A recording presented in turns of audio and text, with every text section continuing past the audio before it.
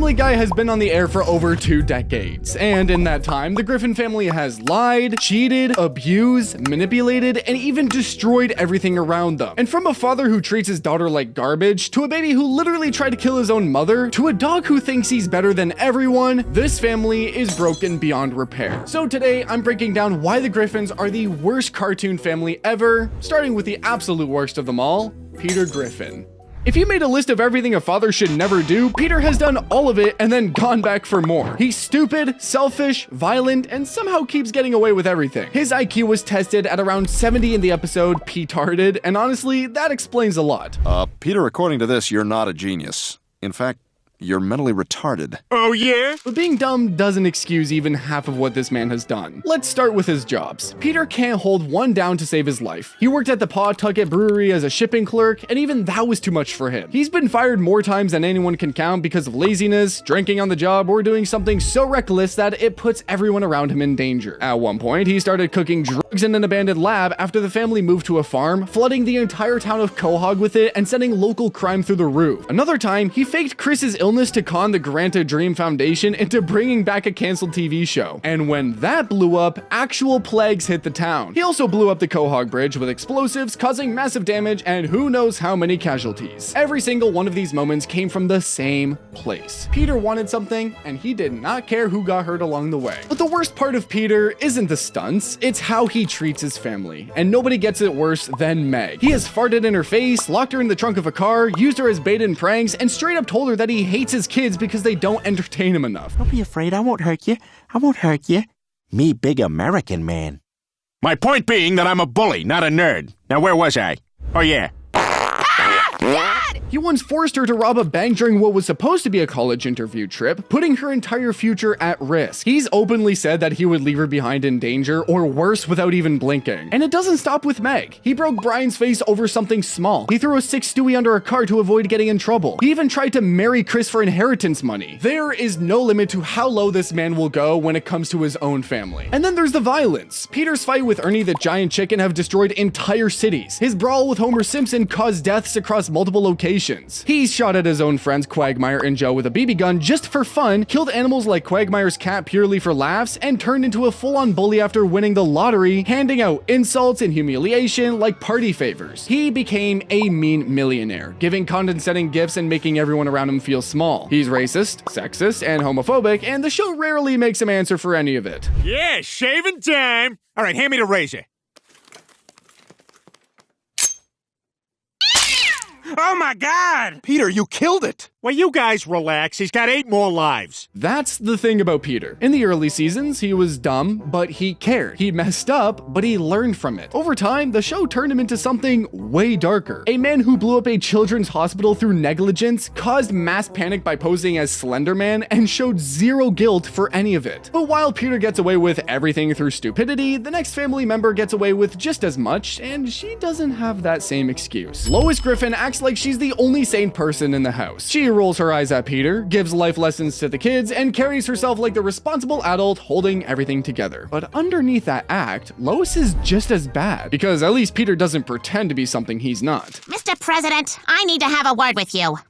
Well, you certainly are very persuasive. So I've been told. The cheating alone puts her on this list. Lois has had affairs with Bill Clinton in Bill and Peter's Bogus Journey, Jeremy in Jeremy is the New Black, and Glenn Quagmire across multiple episodes including Stuck Together, Torn Apart, Meet the Quagmires, and Big Man on Hippocampus. She starred in an adult film back in college, which got exposed in And I'm Joyce Kinney. She admitted to a relationship with another woman in Partial Terms of Endearment, and one of her lowest moments was stealing Meg's boyfriend by kissing him out of pure jealousy in Go Stewie Go, choosing her own desires over her daughter's feelings without a second thought. She preaches about loyalty and family values and then breaks every single one of those rules whenever it benefits her. But the hypocrisy runs deeper than the cheating. She criticizes Peter for being irresponsible, then turns around and does the same thing or worse. She condemns a vape pen she finds in Chris's room while admitting to her own smoking history. She forces Peter into uncomfortable situations while refusing refusing to acknowledge that men can be victims too, like dressing as a dominatrix in Let's Go to the Hop or directing him to hurt or wound in Barely Legal. She holds everyone to standards and she doesn't follow herself, and that double standard is the thread running through everything she does. Her parenting is where the damage really shows though. She swings between being overprotective and being outright cruel, and Meg always takes the worst of it. In Steroids, she handed Meg diet pills and a Sylvia Plath novel after rejection, saying, "Whatever happens, happens." Basically telling her daughter that she didn't care what came next. She gave Meg a lunch made of food waste and a mocking photo in the same episode. When Meg told her she loved her and Peter's daughter, Lois showed zero affection back. She admitted in A Fish Out of Water that Meg was an accident from failed birth control. And in The Candidate, she admitted to something far worse to conceive her children, using it as a form of personal validation. It unfortunately doesn't stop with Meg though. She sent Stewie down a toilet drain chasing dropped painkillers, nearly drowning him. She deliberately drew attention to Chris on his first day at a new school in Jungle Love, setting him up to get hazed. She confessed to a catatonic Chris that she killed a jaywalker in Boy Dog Meets Girl Dog, treating it like casual small talk. She held hostages at a coffee shop just for petty recognition. She developed a shoplifting addiction in Breaking Out Is Hard to Do that landed her in jail. She helped run a drug lab in Farmer Guy that flooded Quahog. She killed a waitress on her honeymoon. She became a corrupt mayor and stole taxpayer money. She gambled away the family car. She even tried to seduce a celebrity while still married. Whew. You see, what makes Lois so frustrating is that she has no excuse. Peter is genuinely just unintelligent. Lois knows exactly what she's doing. She grew up rich as a Pooter Schmidt, looks down on Peter's working class background while benefiting from it, and uses her image as the good mom to dodge accountability for everything. Her father Cotter is openly rude to Peter, and that classicism runs straight through Lois whenever it suits her. She'll judge people beneath her 1 minute and indulge in her own excesses the next. But everything I just told you about Peter and Lois, yeah, that's not even the darkest part. Because what this family did to their own daughter is something no kid should ever have to survive. Meg Griffin is the family's punching bag. Everyone treats her like garbage. Peter bullies her, Lois ignores her, and the rest of the world follows their lead. She gets mocked at school, humiliated at home, and told over and over that she just doesn't matter. And for a lot of the show, that's the joke. Meg suffers and nobody cares. But here's what people forget. When Meg finally snaps, she becomes just as dangerous as the rest of them. Her emotional fragility runs deep with mood swings, impulsive outbursts, and a pattern of desperately avoiding abandonment that drives her to extreme places. Who's the biggest, toughest guy in this house? Well, I don't like to toot my own horn, but I believe I hold the distinction of... After she got out of jail and Dial Meg for murder, she came back hardened. She attacked Peter, used Lois's clothes as bathroom supplies, and forced the family to beat each other up for her entertainment. She went from victim to full-on house dictator overnight. When she got famous in Don't Make Me Over, she turned into an entitled nightmare, making ridiculous demands, losing herself on live television, and treating everyone around her like they were beneath her. In Not All Dogs Go to Heaven, she went onto a religious power trip, turning the whole town against Brian for being an atheist and trying to force people to convert, becoming the very kind of bully that made her life miserable in the first place. But her darkest moments go further. In Barely Legal, she kidnapped Brian and tried to kiss him while he was tied to a chair, even threatening to hurt herself when rejected. In The Hand That Rocks the Wheelchair, she stalked Joe Swanson, framed his wife Bonnie by planting a gun on her, and nearly destroyed their entire marriage through a delusional obsession. In Untitled Griffin Family History, she forced herself on burglars and got arrested. She strangled stray cats. She taught Chris how to poison squirrels in Friends Without Benefits. She kept a secret baby hidden in a school locker. She even posed with crushed animals for photos in Meg Stinks. I wonder what it's like to die. I don't know. But from the look in a stray cat's eyes when you're pushing on its windpipe, I think it's pretty terrifying. Like, panicky. Nobody touch the smush squirrel bodies! Ooh, I gotta get my camera. That girl is one giant red flag. The saddest part is the show itself acknowledged the problem. In Seahorse Seashell Party, she called out every family member for how they treated her, and they all fell apart without a scapegoat. But instead of letting her be free, the episode ended with Meg apologizing and volunteering to keep taking the abuse so that the family could stay together. The message was basically that victims should keep suffering to keep the peace, and she went right back to being the punching bag, quietly building up more darkness underneath. But while Meg at least has a reason for the way she acts, this next family member has no excuse at all. Brian Griffin started out as the most likable character on the show. He was the voice of reason, the one who called out Peter's stupidity and kept things grounded with sharp commentary on politics and culture. But somewhere along the way, the show turned him into one of the most annoying characters on television. And the worst part is, he still thinks he's the smartest person in the room. Well, being in the room, because, well, he's a dog. Hey everyone.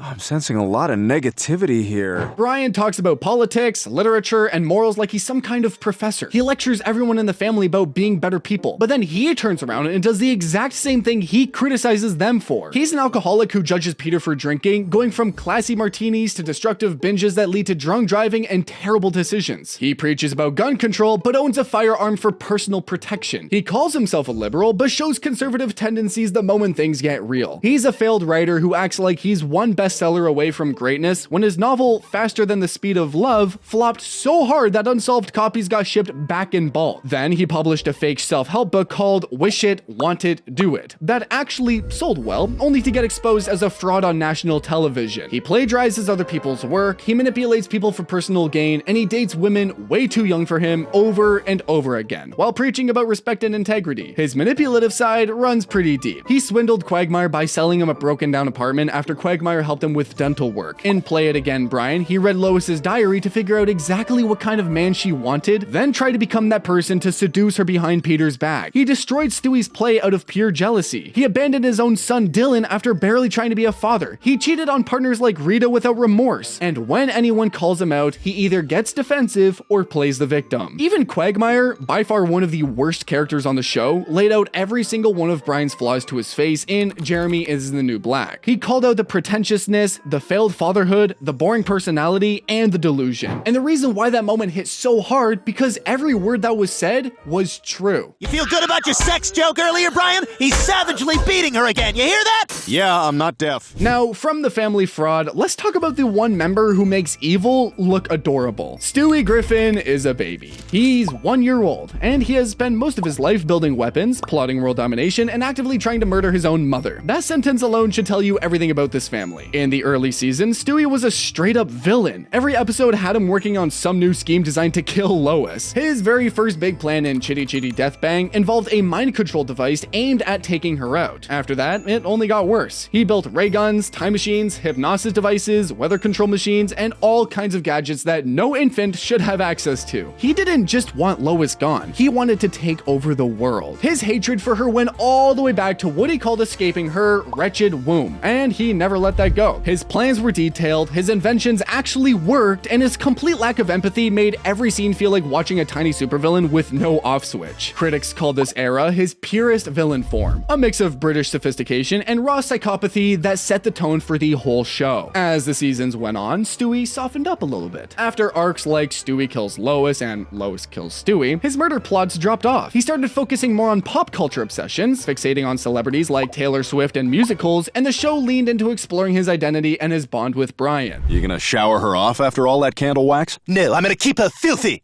Yeah, she's been a bad girl. And then I'm gonna gag her with her own underwear. Oh, what? No, nothing. That's all part of your diabolical plan to humiliate her. Yes, she'll be humiliated. Episodes like Brian and Stewie showed a vulnerable side, revealing loneliness and confusion underneath the genius exterior. Seth MacFarlane himself said that the shift was intentional, wanting to dig into Stewie's confused identity and make him more than just an evil baby. But the darkness never fully went away. Even in the softer seasons, Stewie still tortured people, experimented on others, and created clones that turned out even more violent than the original. Evil Stewie from The Hand That Rocks the Wheelchair was basically what happens when you strip away the small shred of restraint Stewie barely had. That clone amplified every sadistic impulse to the extreme. And the regular Stewie still burned toddlers alive in chick cancer, infected his own family with herpes in Herpy the Love Sore, without remorse by the way, destroyed Rupert's innocence, and orchestrated harm in Road to the North Pole without even blinking. His genius level brain doesn't just make him smart, it makes every cruel thing he does feel calculated and intentional, turning what looks like baby behavior into something genuinely unsettling. Underneath every pop culture joke and every emotional moment with Brian, there's still a mind that has no problem hurting people. And the fact that the family treats it as normal says everything about the Griffin family. And finally, the family member that nobody talks about.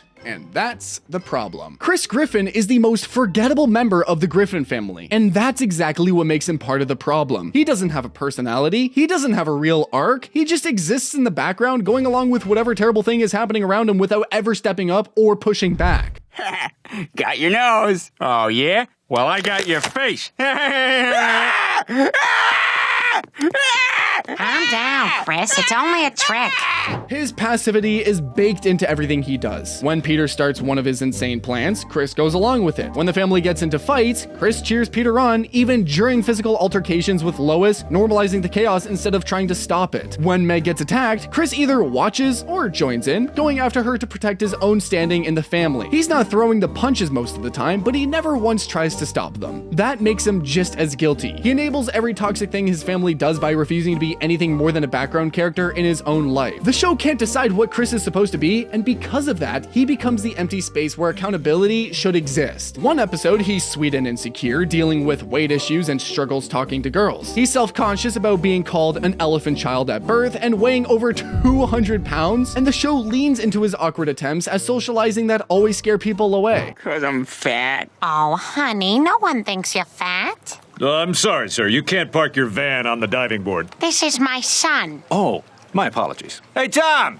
He's not a van. He's just a fat kid. The next episode, he's angry and aggressive, lashing out in ways that feel disturbing because they come from nowhere. He once viciously beat Brian with a chair just to create an excuse to talk to a girl at the vet. His temper weaponizes his frustrations instead of processing them, creating outbursts that the show moves past without ever addressing. And then there's the creepy side. Chris developed an unsettling attraction to Lois that the show played for laughs across multiple episodes, including passing notes calling her attractive, planning to use her photos inappropriately, and even kissing her in Big Fat. In later seasons, critics noticed he surpassed even Quagmire as the neighborhood creep through admissions of disturbing impulses and boundary-crossing behavior. His obsessions and inappropriate comments get treated as punchlines instead of problems, and the show never holds him accountable for any of it. And that's every member of the worst cartoon family. If you enjoyed this video, be sure to subscribe, and remember, learn the lore.